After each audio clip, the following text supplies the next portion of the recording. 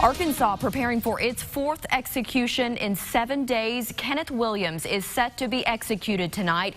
Right now, there are no legal hurdles halting the execution, but as we've learned in the past, that can change up to the minute. Our team is live at Cummins tonight. That's where we join my co-anchor Bob Clausen. And Bob, this is set to be the state's fourth execution in now 7 days. What is the mood like tonight? Well, right now, I mean, it's business as usual, given the fact that we've been here before. We are outside the Cummins unit. Kenneth Williams is in a holding cell next to the death chamber.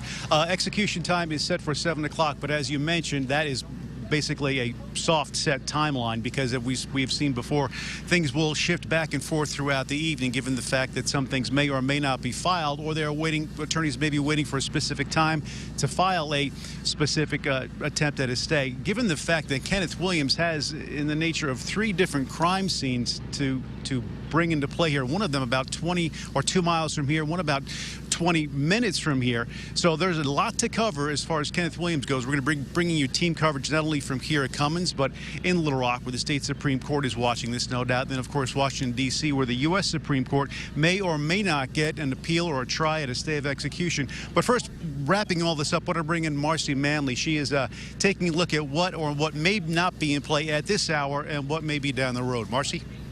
Well, Bob, right now we're looking at cases in state and federal court, all the way up to the United States Supreme Court. So right now they are all pending. Yesterday, the Arkansas Supreme Court denied 2 of his requests for a stay of execution. The court also denied 2 other motions for an emergency stay today. He also has 3 cases pending at the federal 8th Circuit Court of Appeals. In these filings, he's alleged intellectual disability, physical impairments that could cause problems with drug protocols, including sickle cell, and juror misconduct in his death penalty criminal trial. Williams seems as though he'll take his appeals all the way to the country's highest court as they are denied, and he needs to appeal, and it's likely that the AG could do the same thing. He's already filed for a stay with the Supreme Court. National correspondent Drew Petrimo following the activity on the case in D.C. And Drew, in the past 3 days of executions, the Supreme Court has declined to intervene.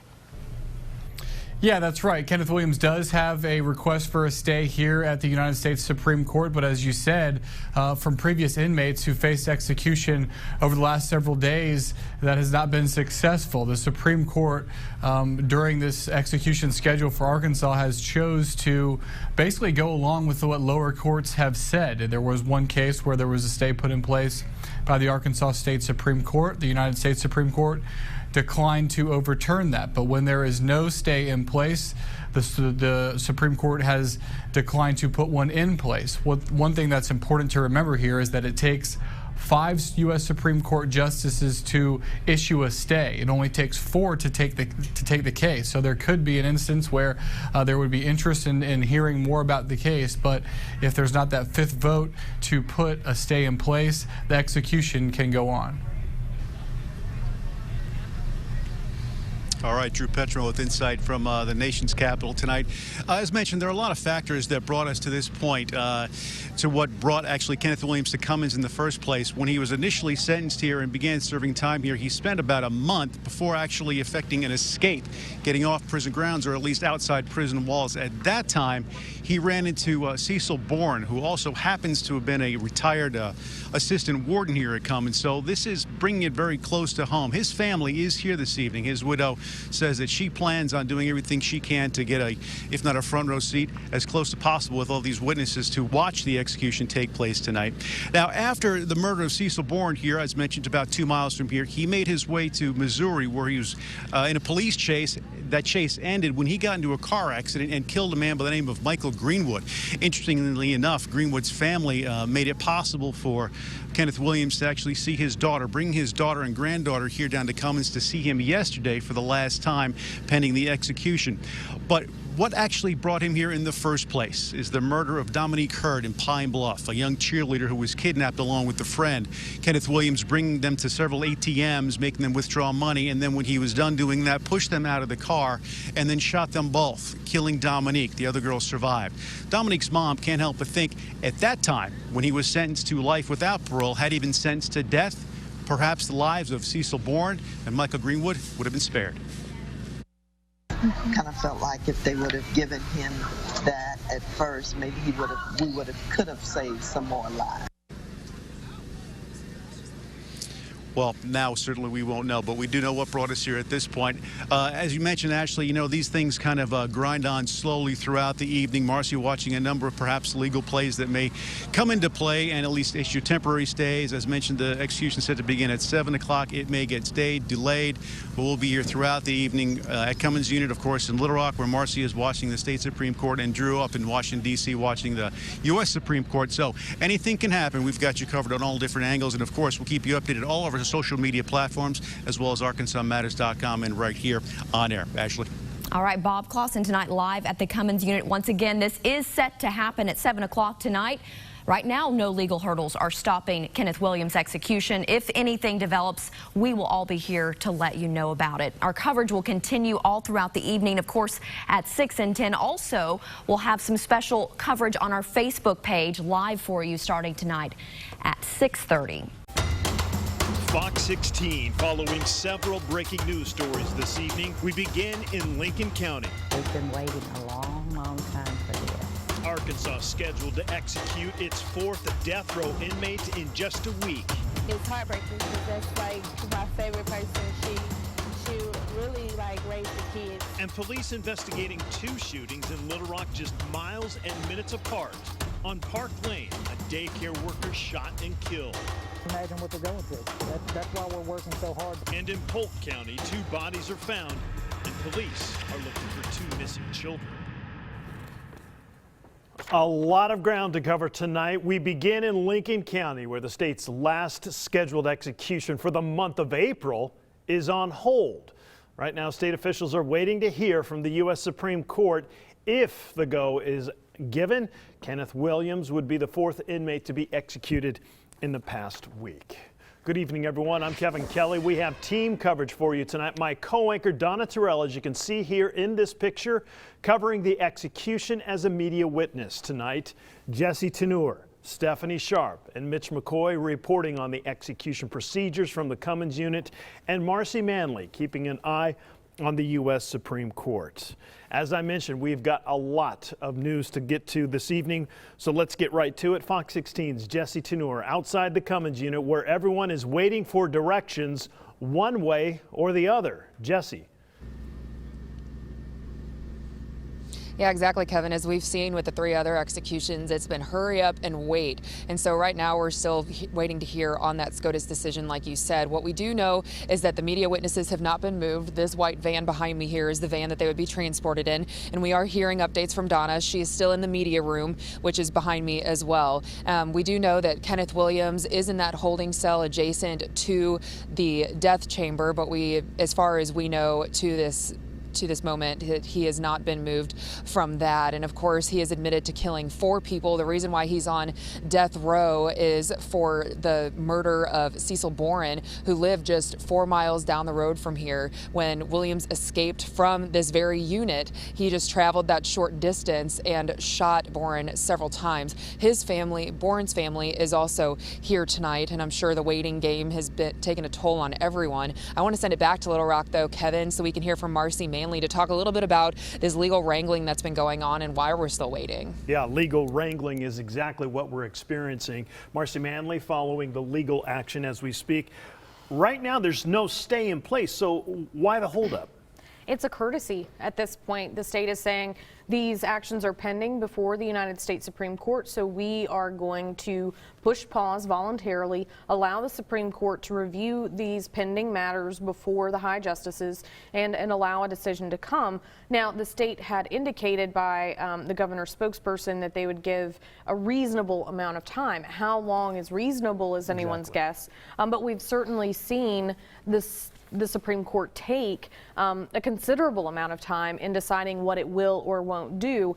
In Don Davis's case, which was in the night of the first executions, the question was the Attorney General wanted the Supreme Court to overturn a stay of execution issued by the Arkansas Supreme Court. Now that decision, you were there that night, Kevin, I believe, and it was a late decision to come Very through. late. Yeah. But in essence, they allowed the stay to stand. In this case, you don't have a stay. You don't have any temporary order or anything blocking at this point his execution aside from this voluntary pause by the state. So how long will the Supreme Court take? How long will the state allow this courtesy pause to remain? We're getting all indications that we're simply waiting on a decision from the Supreme Court, is what the officials are telling us, both with ADC and with the governor's office. But at this point, there's no indication of when that could come.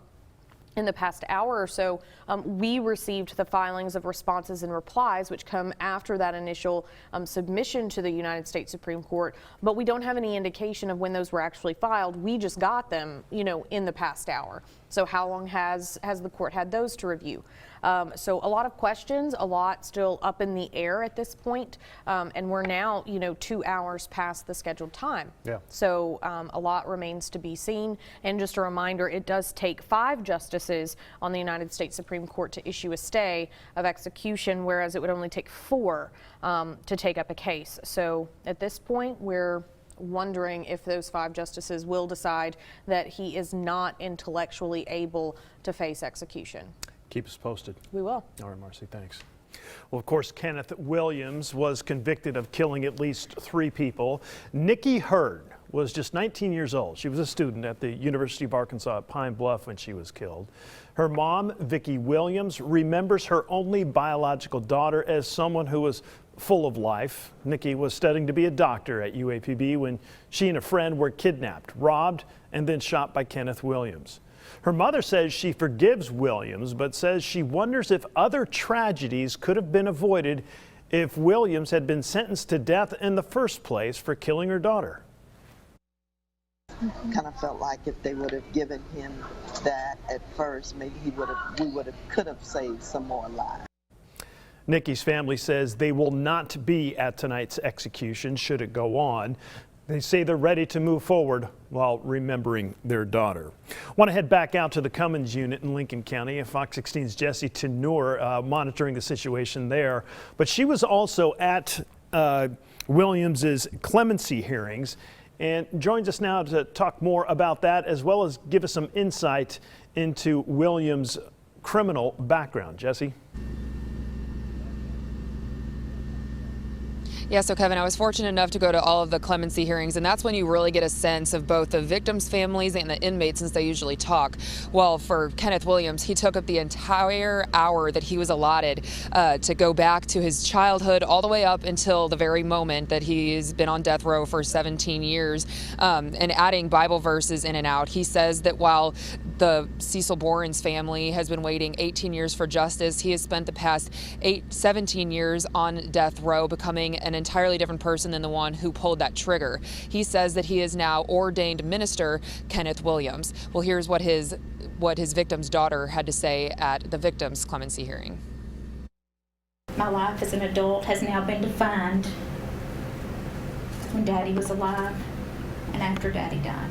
In October 1999, Cecil Boren was shot multiple times at his home. 19-year-old Kenneth Williams pulled the trigger after escaping from the Cummins unit. Kenneth Williams showed no remorse for the things he did to my father. Williams then took off to Missouri in Boren's truck, where he killed another man in a traffic accident. Their deaths just 3 weeks after Williams received a life sentence for murdering UAPB cheerleader Dominique, Nikki Hurd, in 1998. So many times we focus on those people and what their rights are and what they want and what they need. I don't care what he wants or needs anymore. He was sentenced to death in 2000 for ending Boren's life. While behind bars, Williams claimed to have killed a 4th person, the same day he killed Nikki Hurd. The prison was unleashing the devil's son-in-law. In March, Williams told the parole board he used to feel nothing for his victims. But after he found God about a decade ago, he now calls himself the devil's ex-son-in-law. He claims he isn't the same person as the one holding that gun. He's now ordained minister Kenneth Williams. Meeting my maker isn't something I have to fear or dread. I look forward to it. After 17 years on death row, he awaits his fate in the same prison from which he escaped, a place right down the road from the Boren family's home. I have come to the place in my life where I've forgiven him for what he did, but I will not forget. And of course, we were right back here at the Cummins unit where this all started while Williams waits in that holding cell right next to the death chamber, and his victim's family waits here for an answer too. Again, we'll continue to keep you updated, but Kevin, I'll send it back to you for now. All right, Jesse, let us know if there's any movement anytime soon. Appreciate it. Kenneth Williams, by the way, did request communion for his last meal. He was also provided a regular tray for dinner consisting of 2 pieces of fried chicken, barbecue beans, sweet rice, corn, stew-seasoned tomatoes, 2 cinnamon rolls, cookies, 4 slices of bread, and punch. She also issued the following statement to a reporter at the Pine Bluff regarding his last words, and I'll kind of paraphrase some of this as we run through it for you. But he said, "I imagine I will once again apologize to the victim's family members. In addition to that, I doubt if you will be able to properly record my final words, because they will be spoken in my spiritual language, which according to him is in tongues." And he goes on to cite various chapters of the Bible, saying at the very end that God above and the state of Arkansas work to put my body to death beneath. Just kind of paraphrasing. So those are his final words there, as you can see. Just want to let you know that the Attorney General did send out a tweet just a moment ago saying, and I quote, she's continuing to wait on a decision from the Supreme Court of the United States. So like we've been saying all along, we are in a holding pattern and we are waiting to see if and when that will be issued. In the meantime, we want you to stay with us for our Arkansas execution coverage. It will continue the legal battles delaying Kenneth Williams' scheduled execution. Of course, we're going to keep you up to date on the latest developments after this break. And now, from the combined newsrooms of KARK4 and Fox 16, breaking news coverage. Just a few minutes ago, the U.S. Supreme Court denied all stay of execution requests for Kenneth Williams. Good evening, I'm Kevin Kelly. And I'm Ashley Katz. We are live right now on Fox 16 and KARK. This is extended coverage of the execution of Kenneth Williams. It was scheduled to start at 7 o'clock this evening.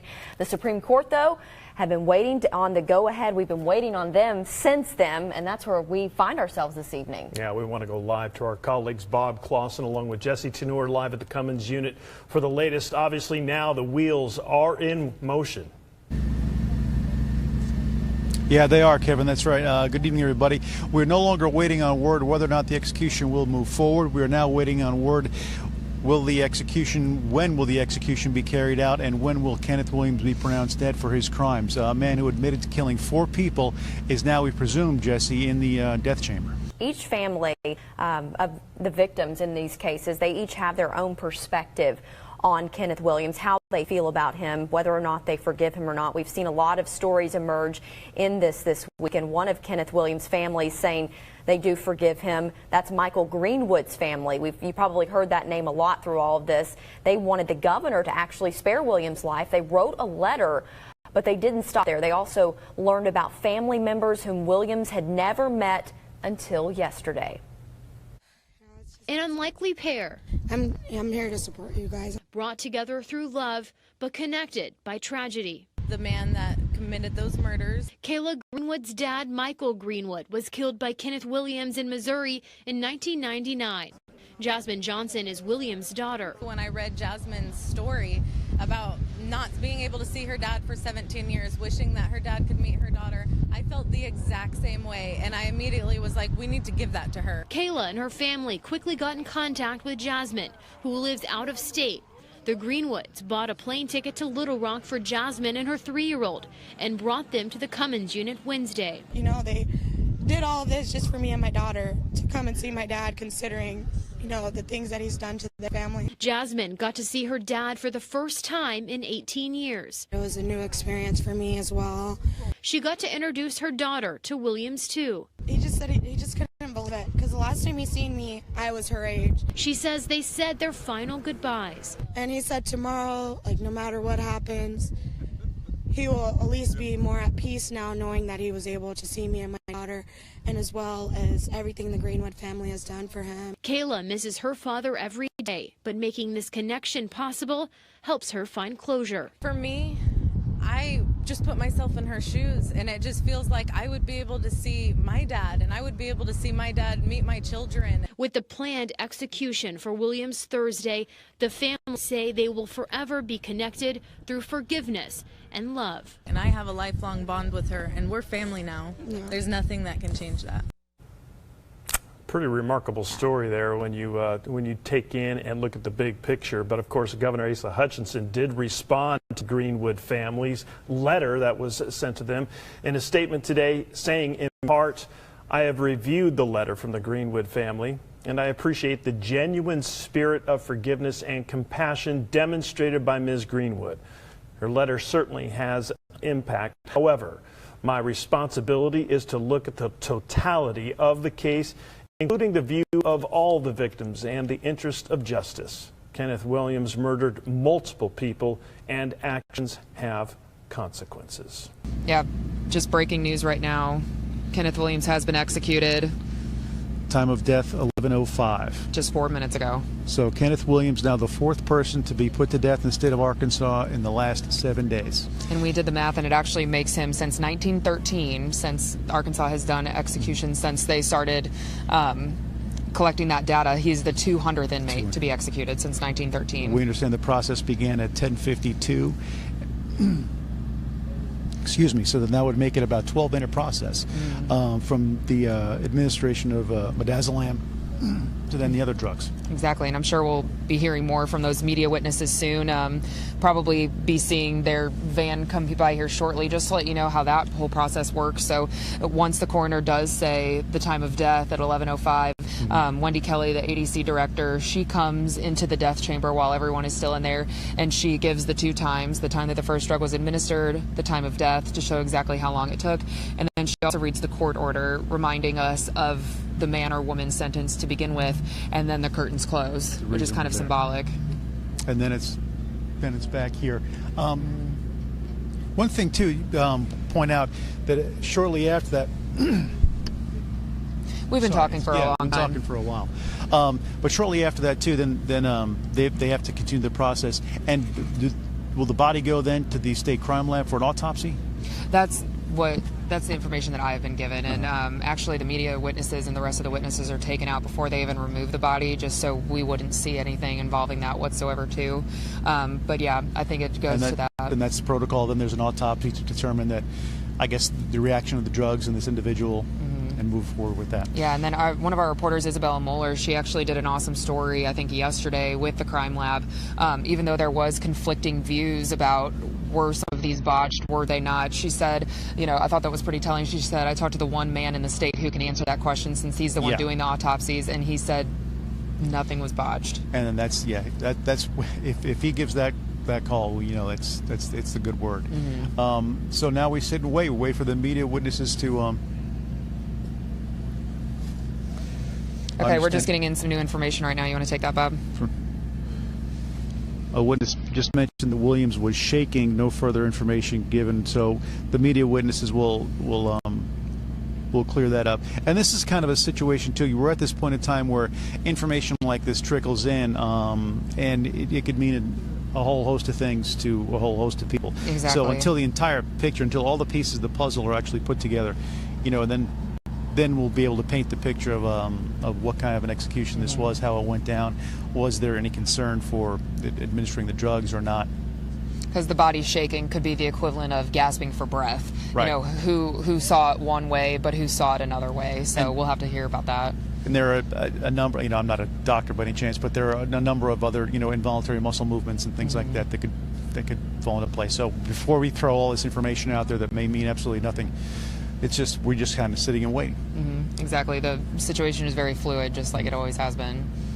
So right now we're at that point though where it's It's moving very slowly, but yet it still is moving. But we do know that Kenneth Williams, the 4th person executed in the state of Arkansas in 7 days, and the 200th executed since, I guess, Arkansas 1913, since we've been on record for executions. Yeah, quite a historic day. So there we are, guys. At this point, this will be the last execution also, because midazolam expires. That drug expires in a couple of days. And when will they resume? That's anybody's guess, because now the debate and discussion will begin on just exactly how they'll be carried out and with what. Yeah, that's a very good point. And then obviously there was a lot of concern heading into these scheduled executions, originally 8 and 11 days, but as Bob just mentioned, it's been 4 in the past 7 days. But a lot of concern and focus, not just across the nation, but across the globe, as to whether or not we were doing too many executions too fast under false pretenses with this drug expiring. But, and this is just, you know, looking at the big picture here of the 4 inmates who have been scheduled, it appears, as we take a look at them, that these executions went without any major problems. I'm sure they'll be looked at even more closely. But Liddell Lee, who was the first to be executed, that execution took 11 minutes. Then on April 24th, Jack Jones was executed. His execution took 14 minutes. There was a 3-hour delay for Marcel Williams, and his execution lasted 17 minutes. And then, as we just heard tonight, Kenneth Williams, his execution began at 10:52, and the time of death was announced at 11:05. So 13 minutes passed for his execution. So all them happening within what many experts have said is a normal execution, between the windows of anywhere from 8 minutes to 15 minutes. And all 4 of those executions fell into what experts refer to as kind of like a safe zone, if you will, for scheduled execution. Right, and that is the average, you know, that's the average time that it takes for this process to happen. And one thing we haven't heard yet tonight are what his final words were. We knew that there would be some kind of apology to the family. That's what he's alluded to in a letter, at least this week. So that's something that we're waiting to learn, which we will learn here in the next few minutes, shortly, once that press conference starts. We also have our state leaders who are weighing in on this. They have been working tirelessly to carry out these death sentences. We want to show you one now from Attorney General Leslie Rutledge. Tonight, the rule of the law was upheld as the family of Cecil Boren saw justice done. On October 3rd, 1999, Cecil was simply going about his daily life at his home near the Cummins prison unit when he was shot and killed by an escapee who was serving life imprisonment without parole for capital murder. I pray this lawful execution will bring closure and peace to the Boren family. And you can imagine this is also probably bringing some relief to the other families involved, at least one other family, the family of Dominique Hurd, who they were not there to witness tonight's execution. Yeah, a range of emotions for a number of different people. Of course, as Ashley just mentioned, of course, the victims' family members, obviously, for them, a sense of closure in some respects, depending on how they react to it. But also for the state of Arkansas, you know, state officials who were in the spotlight because of the scheduled 8 executions in 11 days. Then you think about the staff at the Arkansas Department of Correction. A lot of eyes on them, a lot of pressure on them to make sure that these executions went smoothly and without any major complications. But it's throw in the state of Arkansas, and yet no word on how they will be executed, or if and when, because we're still waiting for a direction as to how they're going to be executed. Media witnesses just getting out of the van there. That's right. About 12 minutes since Kenneth Williams' time of death, they are arriving back at the media center. They will be going inside and getting ready for a press conference and to let us know exactly what they saw during that time. You know, the whole process from when we received word that the Supreme Court had denied his motion for a stay of execution, from that point to Kenneth Williams' time of death, it was all less than an hour, just under an hour from start to finish. So we're also hearing from the governor, too. Yeah, you just issued this statement, and I'm quoting the governor here, saying, "The long path of justice ended tonight, and Arkansans can reflect on the last 2 weeks with confidence that our system of laws in this state has worked. Carrying out the penalty of the jury in the Kenneth Williams case was necessary. There has never been a question of guilt. In 1999, Williams was serving a life sentence for the murder of 19-year-old Nikki Hurd when he escaped and proceeded to kill again 57-year-old Cecil Boren, a grandfather and husband to Jeannie, and a Missouri man, 24-year-old Michael Greenwood. Williams would later confess to the unsolved murder of 36-year-old Gerald Jenkins, a father and stepfather. In the last 7 days, after decades of waiting, the families of Deborah Reese, Christine Lewis, Mary Phillips, Lorraine Ann Barrett, Stacy Erickson, Nikki Hurd, Jarrell Jenkins, and Cecil Boren were finally provided the justice they were promised, and they also saw that our system of laws have meaning." That statement coming from the governor. And speaking of the guilt, which he said there was no question about, take a look here. We're just now hearing Williams' last words. Started with an apology to the family. "I extend my sincerest apologies to the families I've senselessly wronged and deprived of their loved ones."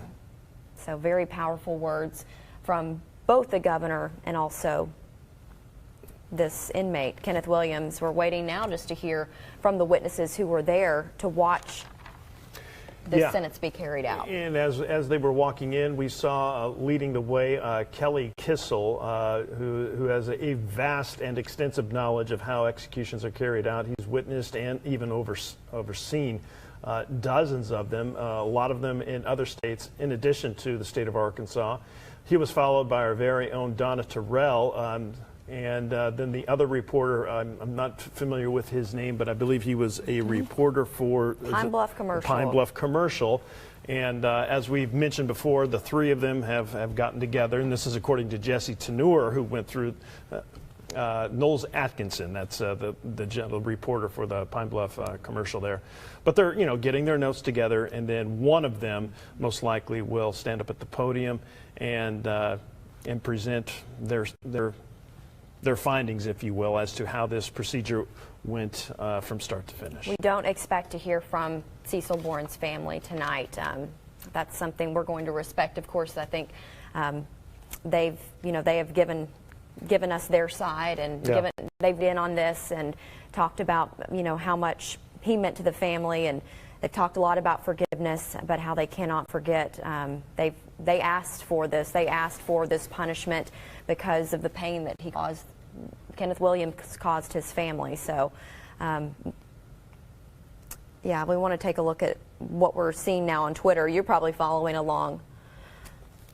Yeah, and this is according to the Arkansas Department of Correction, saying and telling our Mitch McCoy that Kenneth Williams was, was shaking for about 10 seconds, 3 minutes after lethal injection process began. That's when the midazolam, which is a sedative, would have been administered. And as Bob Clausen mentioned, even Jesse, along with us, we're not going to read anything into that because that could be something that's normal. I mean, we're not medical experts, so it's not for us to make any certain assumptions or judgment on, but it was noticed, it was documented, and it was passed along. So we'll have to see what the media witnesses think about that. And it's interesting they're putting that out there and being transparent before they even get to the get to the podium to let us know. Yeah, very interesting.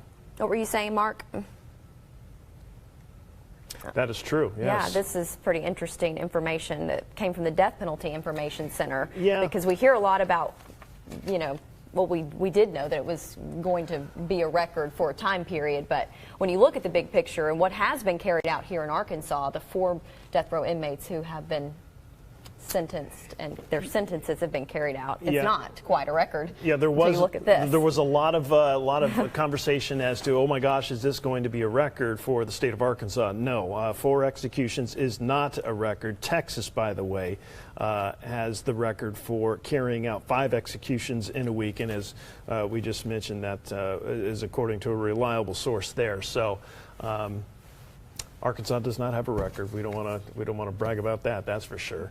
No. But we do have another tweet coming in from Mitch McCoy, and this again is coming from the Arkansas Department of Correction. Right. During the last words, Williams ended by speaking in tongues, signed a second statement, Arkansas death row preacher. So something that don't know how to interpret we'll that never one. Understand that, I guess. Exactly. But yeah. you know, that's something we'll probably learn more about from the people who were in the room as they get up to the podium and try to make sense of what he was trying to convey. Yeah, I am still very interested to see what happens in the coming days and weeks, not only with state officials, but obviously with legislators, to where we can all just kind of sit down, take a big, deep breath, and look at the big picture and see if what we've learned from this situation and whether things can be improved or need to be changed, or if laws need to be rewritten. It's going to be interesting to see how the state of Arkansas responds to this, seeing we haven't done it in so many years. And the governor is actually going to respond to this tomorrow, among other things. There's a special session next week, but this is one of the things he will be addressing tomorrow for the first time. This will be the first time we've heard from him in quite a while, since this whole process began last week. So he is planning to talk tomorrow. I'm sure there will be some questions about that moving forward, a lot of questions. Yeah, they went in knowing that of the 8 scheduled executions, that there was a very good chance that obviously not all of them would be carried out. That was certainly the case. 4 of them granted stays for various reasons, and then 4 of the executions were definitely were carried out. And the state, we'll have to see how they interpret that and how they feel about that. I know they were following what juries recommended for these individuals, but there is a process to all of this, as we have educated you on a number of appeals, and you wonder if that process is going to be reviewed at some point, probably way down the road, but certainly not tomorrow or in the coming days. Right, and this is the time where we could expect to see Kenneth Williams' body leave the prison grounds. Yeah. Time of death, again, on your screen at 11:05. That was about 20 minutes ago. So we have our camera focused right there on the building where that press conference is going to be held in just a few minutes. And yeah, and I'm sorry, that the hearse has already left. All right, so there you go. There you go. So Kenneth Williams' body has left. And will be taken to the coroner for an autopsy to be conducted, and we'll have to wait and see what the coroner says in reference to this execution. But the previous executions, according to the coroner, no problem. That's right. No problems. Those are his words. So we are waiting for our very own Donna Terrell to come out to give us her account of what she witnessed. But right now they are inside the media room. By now, if you've been following these executions, you kind of are right along with us and know the procedures and know the process that is involved. It's a lengthy one, but there's media in there asking the media witnesses a number of questions, and I'm sure they will be doing some comparison purposes as we look at Stephanie Sharp's posted tweet there of the hearse actually leaving the Cummins unit. Mitch just put out a tweet saying that you thought that something might have gone wrong. What were you seeing that led you to believe that? Well, there was a lot of heavy chest pumping, a lot of heavy breathing, even after they turned off the microphones. He gave his final statements. The last thing he said was in tongues, and then he said something else, and his voice began to trail off like he was falling asleep. And then, right after that, the chest started going up and down and up and down and up and down very rapidly at first, and it continued that way for, let me look at my notes to make sure I got it. And what I wrote down was that this started at 10:55. The chest just started pumping rapidly. There was a coughing sound. His mouth was closed, but it was like his breathing was labored. And that actually went on from about 10:55 until 10:59. That's when I wrote stopped breathing, wasn't noticeable anymore. So, I've never witnessed an execution before, but if it's supposed to happen where the person is put to sleep the way we've always described it, and then, you know, they add the paralytic drug, that didn't happen after the midazolam, that very first drug. There was just a lot of heavy chest pumping and sounds coming out, and the microphone was turned off and we could still hear it. What was the conscious test? How did that play out? Did it seem?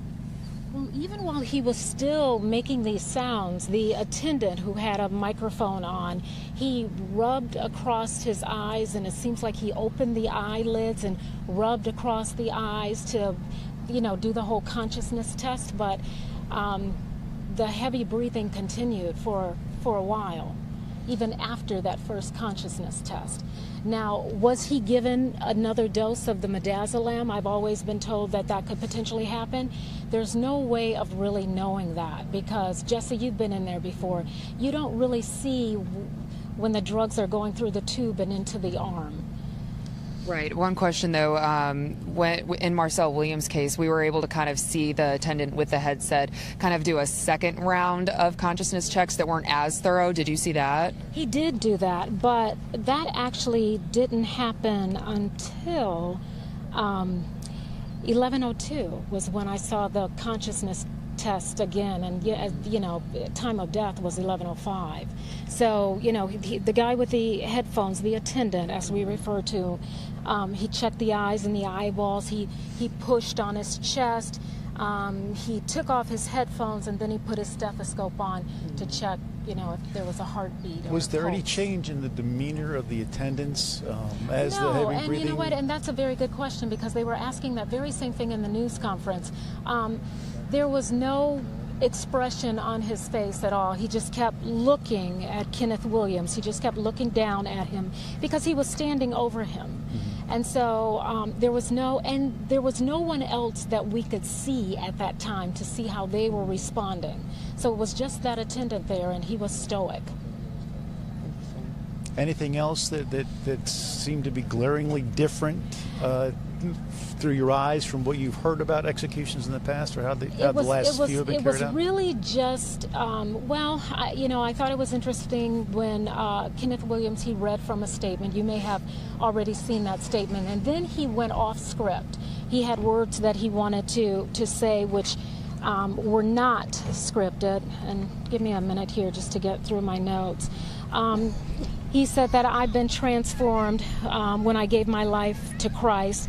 I can't undo, but I ask for your forgiveness. And he said my last spoken words will be to God, spoken in tongues. And then he started speaking in tongues. And if anyone's ever heard how that sounds, then you know what I'm saying. I cannot describe that.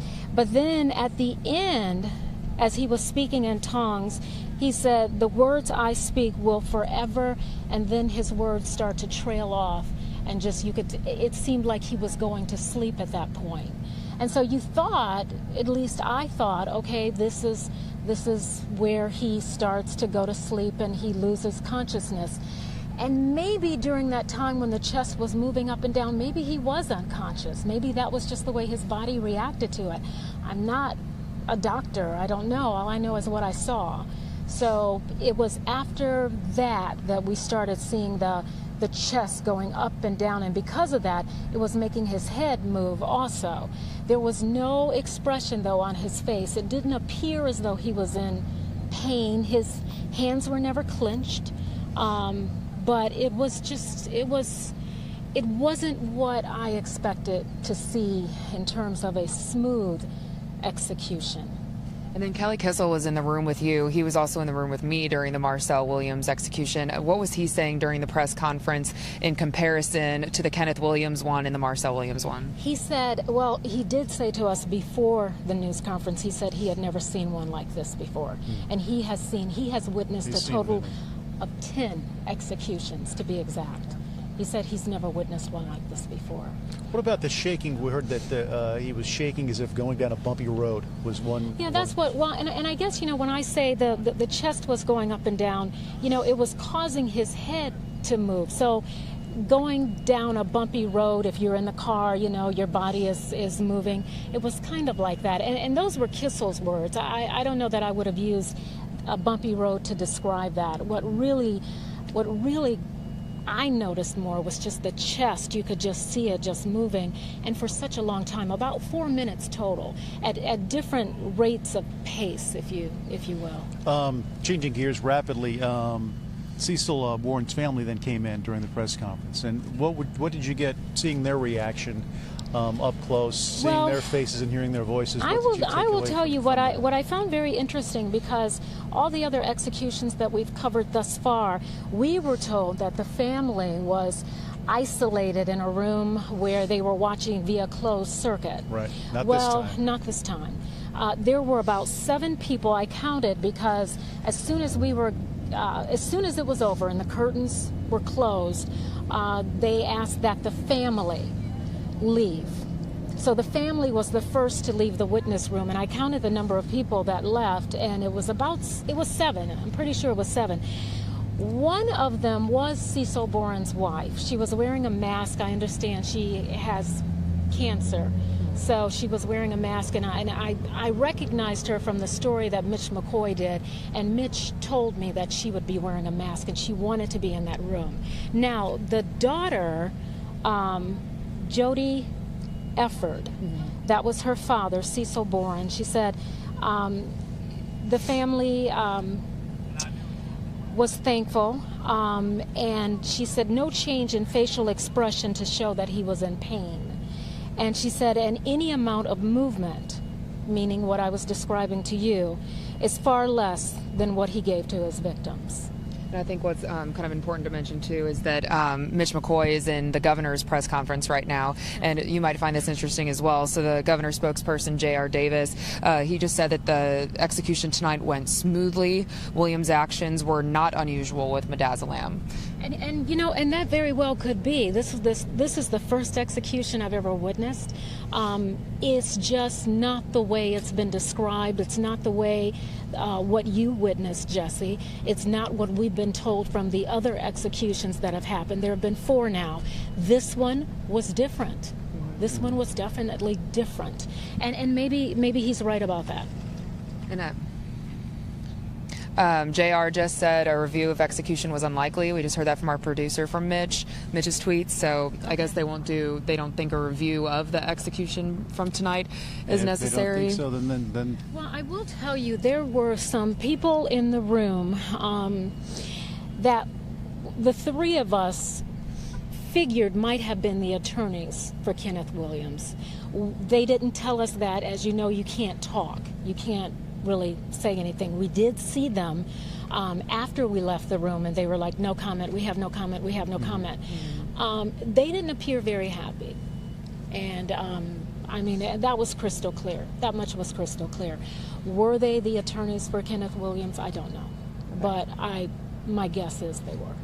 And if so, then it'll take about a day, and then we'll generally hear from them if they've got any response to this, and what, if any, avenue they'll take. I don't know what recourse that they would take, but it seems like this, like you mentioned, that this was different. This was different. Was it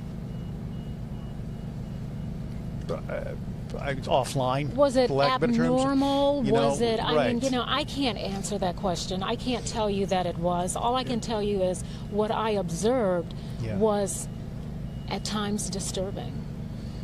And for me. Well, maybe not for someone else. What you witness is an abnormal thing for a normal person to witness. Well, you make a very good point. You're absolutely right about that. But I know, and then we're gonna, in the coming days, we're gonna hear more about what you saw in there and your take on all that. And no doubt we're gonna hear from the medical examiner. We'll hear from attorneys in the Department of Correction. But this is now the 4th execution in 7 days in the state of Arkansas. And this is the last one. For now, right. until they announce there are more. And how they'll be carried out. Yeah. Because the next few days that drug midazolam expires, and all executions will be on hold until we figure out how to move forward. Yeah. Exactly. Well, thanks so much, Donna, for sharing your experience. We really appreciate it. And we want to check in with Mitch McCoy because he just got back from the governor's press conference to just talk a tiny bit about exactly what he was told. And so, I mean, at first he was just saying right off the bat that there was honestly nothing that really went wrong. He said smoothly, right? Yeah, he said that he appeared, or from what he's gathered, is that this execution went smoothly, that those are the effects from midazolam. Now, that was after Donna stepped out, it was actually, there was a point where it became very tense. There was a reporter that kept hassling him, saying, how do you know that this execution went smoothly? Because they're not recorded. We do know that the body will be sent to the state crime lab, and I think that we'll ultimately figure out then if something went wrong tonight. But a lot of the descriptions that Donna was using and some of these media witnesses are very different from what we've heard in the past 2 executions or 3 this week.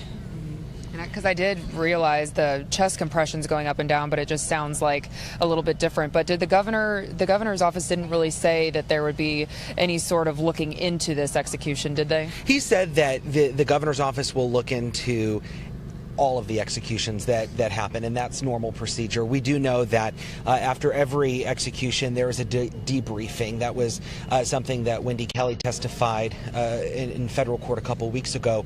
He didn't use the word investigate, but he did say that the governor's office will be looking into and talking with everybody involved just to make sure that things did go smoothly tonight. And then, of course, maybe, once we hear from the state crime lab, we might have a better answer to what happened. But J.R. Davis did say these are the effects that we see from midazolam. It's wide known in the community. So right now, nothing to be alarmed about. All right. Well, thanks for that update, Mitch. We appreciate it. So it's been a very long couple of weeks in the state of Arkansas. Originally set to execute a block of 8 condemned inmates. Then that wind up through the courts, getting whittled down to where we are at 4. And speaking of J.R. Davis, he's actually here with us right now. He can shed a little light about exactly what was said during the press conference. Yeah. So how do you think it went? Well, I think, again, we've seen a consistent effort from ADC. They've been prepared. They continue to do exactly what they've been tasked to do.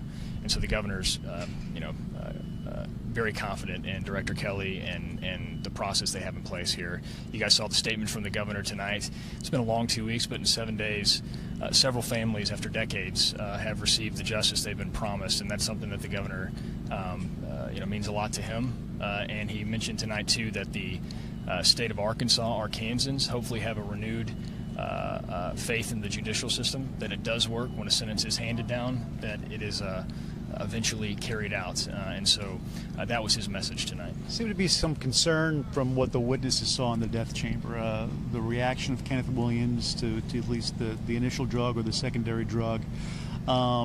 Anything raising red flags for you guys at this point, or was there enough of a difference from the other executions that maybe you want to take a closer look at just exactly what played out, or compare it to others where midazolam has been used? Well, I'll tell you, the governor always reviews it. ADC does a great job of that, and so we'll look into it just as we do everything else in every one of these executions. But I'll say this, it's important to note that it's not unusual, the reaction to midazolam.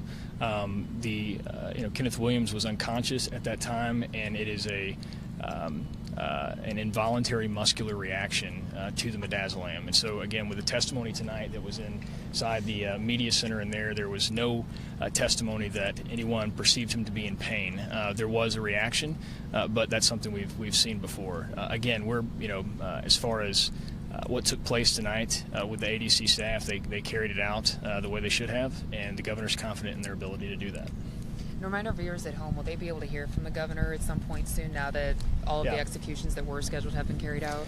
Yeah, thanks for asking that. Number one, the governor, throughout this process, this is something that he has not taken lightly. He has poured over the transcripts. He wants to make sure that there's absolutely no reason for doubt in any of these cases. He's confident in that, but throughout he's wanted to make sure that he's concentrating on that and not the media side. Although you guys have your job to do and you've done it well, Tomorrow he is holding a media availability, and he'll talk about this. Obviously, we have an upcoming session as well. So he will meet with media tomorrow and just kind of go through his thoughts and the process to, from setting the executions to carrying forward the 8 out. All right, Jared Davis, thanks Thank very you much. so much. Appreciate it. Thank you. Well, there you have it. While this may have been the final execution in the state of Arkansas for some time, this won't be the final discussion about it. There'll be a lot to talk about as far as execution moving forward and the process that's involved. Exactly, but right now we can say that justice has been carried out tonight, at least for the families, and we're done. And that's it. As mentioned, yeah, it's been a long couple of weeks. As mentioned, a block of 8 inmates scheduled to be executed. That now it is down to 4 in 7 days. And we know that one night we had a double execution, and we know in other states they used to have double executions. They've decided that they're only going to do 1. Because in Oklahoma they ran into a problem. So moving forward, a lot of questions, perhaps about tonight's execution. A lot of questions about executions in the state of Arkansas moving forward, as a whole, guys. But from Cummins Prison, that's about it. All right, Bob and Jesse, great job. We appreciate the updates. One interesting fact and note that J.R. Davis, the spokesperson for the governor, said while Bob and Jesse were interviewing them, is that at no point in time during the Q&A session with the media pool did any of them mention that it appeared that Kenneth Williams was in pain. Donna Terrell, as you heard, said in her eyes it appeared something went wrong, but at no point in time was the word pain used to describe what they were witnessing. And to me, that is a critical fact that stood out. Yeah, the reactions may have, been a surprise, to her because it was her first time to witness an execution. But the reactions were not surprising, at least to the governor, that they were to be expected. Involuntary muscle movement, things like that. So interesting to hear everyone's perception of exactly what happened and what it all means. We will kind of have to take it all in and process it in the next few days. We did hear and have a final statement from Kenneth Williams. These were his final words before he went into speaking of tongue. He said, "I humbly extend my sincerest apologies to the families I senselessly wronged and deprived of their loved ones. The families of Dominique, Jarrell Jenkins, Cecil Boren, Michael Greenwood. I was more than wrong. The crimes I perpetrated against you all was senseless, extremely hurtful, and inexcusable. I humbly beg for your forgiveness and pray you find the peace, healing, and closure you all deserve. To Kayla Greenwood and the whole Greenwood family, the acts of grace, forgiveness, and mercy you demonstrated toward the person who had taken so much from you by bringing me in prison, my own baby grandchild, right before my scheduled execution. No rapist, murderer, terrorist, butcher, barbarian, not even Beelzebub himself could withstand such a blast of glorious light and continue to walk in darkness." Wow. Signed, Minister Kenneth D. Williams. Powerful statement tonight as we close the chapter on Arkansas executions, at least for this month, and as we move forward, we will have to see what happens. But it has been a long road to this point. Long and exhausting, and at times painful for certain individuals, but we'll get more perspective in the coming days. Of course, the governor, as you heard, scheduled a meeting with the media tomorrow to give his version and account of how these executions went. We'll, of course, follow that for you on KARK as well as Fox 16. But that's it for now. 4 inmates executed, all because they're paying the price for the crimes that they committed. But and there they are: Liddell Lee, Jack Jones, Marcel Williams, and Kenneth Williams. That does it for us. We're signing off for now. We hope you have a great evening.